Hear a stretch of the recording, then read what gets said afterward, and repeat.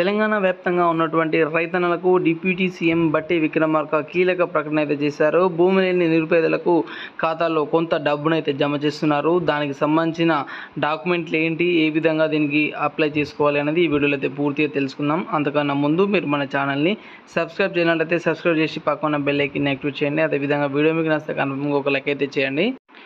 Deputy CM బట్టి విక్రమార్క కీలక ప్రకటన అయితే చేశారు. భూమి లేని పేదల బ్యాంక్ ఖాతాలోకి డబ్బులు అయితే జమ చేస్తున్నారు.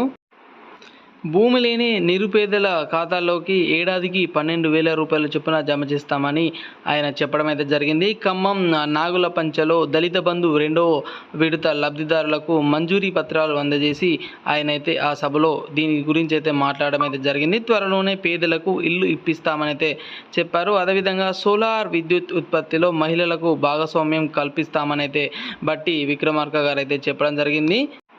ఈ 12,000 రూపాయలు ఏదైతే ఉన్నదో ఈ దసరా లోపు కానీ, అంటే దసరాకు గాను దసరా లోపు కానీ ఈ నిరుపేద కుటుంబాలు ఎవరైతే ఉంటాయో వారి ఖాతాల్లో ఈ 12,000 రూపాయలు అయితే జమ చేయబోతున్నట్లు ఆయన అయితే ఒక ప్రకటన ద్వారా అయితే తెలియజేయడం జరిగింది.